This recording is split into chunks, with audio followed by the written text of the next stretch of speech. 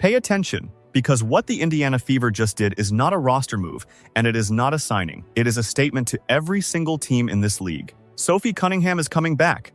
Caitlin Clark's enforcer, her bodyguard, her day one teammate is officially returning to the Fever. And I am telling you right now, on the record, screenshot this and save it. This squad is not being put together for a playoff push or a decent run in the semis. This roster is being built to raise a championship banner inside Gainbridge Fieldhouse. The Indiana Fever just shook the entire league, and nobody had a clue it was coming. What is up, everybody? Welcome back. Buckle up, because this one is going to be one for the books. Sports an hour ago stated Sophie Cunningham announced that she will join USA Network's coverage of the WNBA this season as a contributor. Sophie Cunningham to be a contributor for USA Network during the WNBA season. One comment that says Sophie Cunningham will be an incredible... Let me set the scene, because the timing of this could not be more perfect. The WNBA just finalized its free agency schedule. The negotiation window opened on Wednesday, and teams can officially start signing players on Saturday. The Fever had already locked in Kelsey Mitchell with a core qualifying offer and put a restricted qualifying offer on Lexi Hull. But there was one massive question hanging over their entire offseason. Is Sophie Cunningham coming back? The answer is yes, and every team in this league should be genuinely terrified right now. Before I get into the basketball breakdown, I need to talk about why this signing means so much more than just adding another player to the roster. Because Sophie Cunningham is not just another player. Sophie Cunningham is a culture. She is a mentality. She is the physical embodiment of everything the Indiana Fever stand for. And bringing her back is not just smart roster building. It is a message that says, we are not here to be liked, we are here to be feared. Take yourself back to June of 2025. The Fever are playing the Connecticut Sun, and Caitlin Clark gets poked in the eye by J.C. Sheldon. It was not an accident. The whole league had been targeting Clark since her rookie year. Teams had actual meetings about how to rough her up, and the Phoenix Mercury, Cunningham's former team, had locker room conversations about showing Clark what professional basketball really looks like. Cunningham knows this because she was in those rooms. She heard the game plans. She watched it happen from the other side. But now she was on Clark's side, and when Sheldon went after Clark's eye, Cunningham did not file a complaint, did not argue with the officials, did not wait until after the game to post something shady online. She grabbed Sheldon and put her on the floor right there on national television. Both of them were thrown out. Cunningham chipped a tooth in the process and did not care for a single second. Because that is what a real enforcer does. You come for my teammate and I am coming for you. No questions asked, no apologies given. That moment spread across every platform overnight. Cunningham's following shot past 1 million in a matter of hours, and she became the most beloved teammate in the entire league. Not because she was averaging 20 points, not because she had an MVP trophy, but because she proved to the whole basketball world that someone in Indiana had Caitlin Clark's back. And in a league where Clark has been physically targeted from the moment she stepped on a professional court, that matters more than any stat line ever will. Every player in this league who had bad intentions just got put on notice. The bodyguard is back, and she brought reinforcements. Got back to the practice and realized she passed her prime. I don't know. Her knee must still be jacked up. I don't know. And that is a good question. Because we know last year Sophie Cunningham did get hurt. And her knee, she got hurt pretty bad. But let's get to this article before we get to some of these silly-ass comments. But here is the thing that separates Cunningham from being just an enforcer. She can actually play. And this is where people get it completely wrong. They see the viral clips, they see the ejections, they see the attitude, and they assume that is all she is. That is lazy analysis. And we do not do lazy analysis here. Sophie Cunningham averaged 8.6 points per game last season, shot 46.9% from the field, hit 1.7 threes per game, pulled down 3.5 rebounds, dished 1.2 assists, and averaged a steal a night, all while starting and playing 25 minutes, all while being the team's primary wing defender and the emotional engine of the entire roster. But the numbers still do not tell the full story. Cunningham's real value is what she does to the other team's game plan.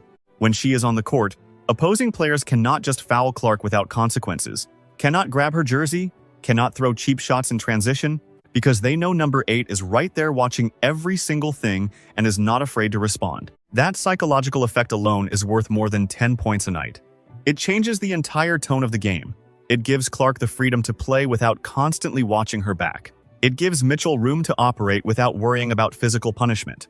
It gives the whole team a sense of security that does not show up in any box score. And here is something nobody is really talking about. Last season, the Fever made that incredible playoff run without Cunningham. She tore her MCL in August after Bria Hartley fell into her leg during a game against the Sun, and her season was finished right there. She sat on the bench in street clothes, cheering, shouting, coaching from the sideline while her teammates fought through the postseason without her. She watched Clark sit out the entire playoffs with an injury. She watched Mitchell get helped off the court in Game 5 and could not do a single thing about any of it except show up and be there emotionally. Now sit with that for a second. All of that pain, all of that frustration, all those months of grinding through rehab, all those nights questioning whether she would ever play again. And now she is back, healthy, motivated, and carrying a chip on her shoulder the size of the entire state of Indiana. You think Sophie Cunningham is returning to play relaxed basketball? You think she is coming back to put up 8 points and collect a paycheck? No. She is coming back with something to prove. And the team that already nearly reached the finals without her is about to find out what happens when you hand a loaded roster one final weapon. This is not just a signing. This is the Fever loading the last bullet into the chamber. Based off what I researched earlier today after the live, it's year 4 for Aaliyah Boston. She do one between 900,000 to like 1.2 million. Then we got Caitlin Clark. She's getting $500,000 off the rip. She was the first-time WNBA all-team two seasons in a row. Now let me paint the full picture, because I need you to see what this roster looks like on paper and understand why every general manager in this league lost sleep last night. Starting point guard Caitlin Clark, the most electrifying player in women's basketball, a generational passer, a logo range shooter, a player who averaged 16.5 points and 8.8 assists per game before injuries took her 2025 season away. She played 13 games last year, 13, and the Fever still reached the semifinals. Now she is healthy, fully recovered, and by every account, she is in the best shape of her life. She spent the entire offseason training, rehabbing, and preparing for what she is calling her revenge season. When Caitlin Clark tells you she is coming back angry, you should believe her. Starting shooting guard Kelsey Mitchell, 20.2 points per game, led the entire league in three-pointers made with 111. First-team All-WNBA, 3-time All-Star, the woman who said we all we got, we all we need, and then went out and proved it, by carrying this franchise through the most injury-riddled season in recent memory. Mitchell dropped 34 points in Game 1 of the semifinals against the Aces, played every single game, never took a night off, and just signed a $1.4 million Supermax deal to stay in Indiana. She is not leaving, and neither is that killer instinct. Starting small forward, Sophie Cunningham, the enforcer, the protector, the emotional engine who turns a good team into a great one. A 47% shooter who stretches the floor, defends at an elite level, hits clutch threes, and makes opposing players think very carefully before they try anything. She earned a Taekwondo black belt at 6 years old. She kicked field goals on her high school football team. She is built differently in every sense of that phrase, and she is back in the building. Starting power forward Aaliyah Boston, All-Star, national champion out of South Carolina, the player who hit a game-winning buzzer beater to eliminate the Atlanta Dream in the first round of the 2025 playoffs. She averaged 14-plus points and 8-plus rebounds last season, scores in the post, creates from the elbow, and protects the paint. Under the new collective bargaining agreement, she is now max eligible, which means the Fever are ready to pay her exactly like the star she is. Starting on the wing, Lexi Hull, the defensive anchor who played all 44 regular season games and all 8 playoff games without missing a single one, a Stanford product who put up a 16.10 rebound double-double against the Las Vegas Aces in the semifinals, and guards the best perimeter player on the opposing team every night without a word of complaint. The Fever put a restricted qualifying offer on her, which means she is not going anywhere either. Read that lineup back out loud. Clark, Mitchell, Cunningham, Boston, Hull. 5 players who have been through war together. 5 players who have bled for each other. 5 players who sat in hospital waiting rooms while their teammates went down. 5 players who clawed their way to the semifinals with half their roster on the injured list. And now they are all healthy, all together, and all hungry.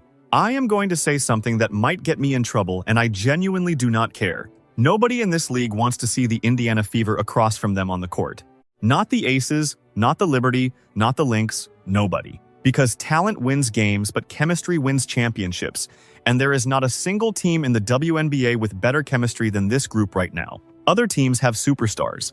The Fever have a family, and families fight different. Cunningham announced on Tuesday night that she will join USA Network as a contributor for its coverage of the WNBA. She stated, "I'm back, baby." And with the new squad, Cunningham wrote on Instagram, joining the USA Network.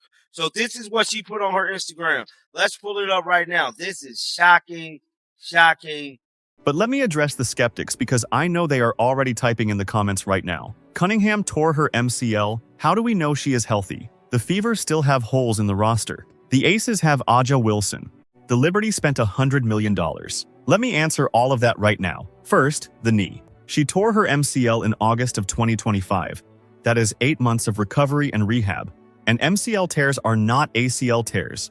The recovery timeline is significantly shorter, and Cunningham has been posting workout footage all offseason, moving at full speed.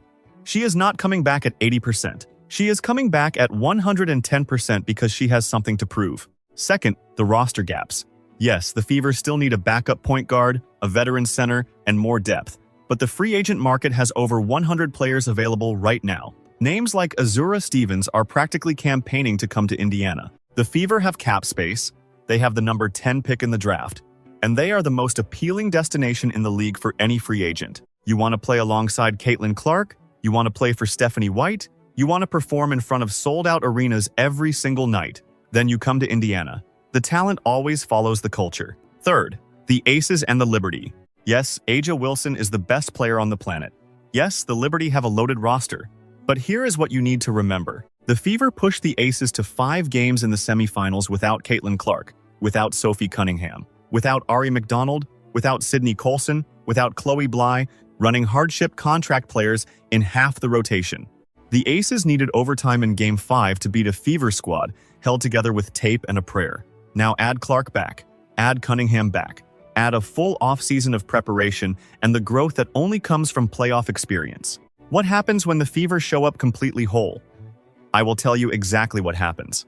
The Aces lose, the Liberty lose, everyone loses, because the Indiana Fever are not a team you can simply out-talent anymore. They have the talent, the toughness, the chemistry, the coaching, the culture, and now they have the enforcer back to make sure nobody takes a cheap shot at their franchise player without facing real consequences. Let me be completely clear about what is happening here. The Fever are not building a contender. They already are a contender. What they are building right now is a dynasty. Clark is 24, Boston is 23, Mitchell is 30 and playing the best basketball of her career. Hull is 26, Cunningham is 29. With the energy of someone half her age, Timson is developing, the coaching staff is elite, the front office is making sharp, calculated moves, the new practice facility is on the way, and the new collective bargaining agreement is pumping real money into the franchise. Everything is coming together at the exact same moment, and that does not happen often in professional sports. When a franchise reaches this kind of alignment, when everything lines up all at once like this, you either seize the moment or you spend years regretting that you did not.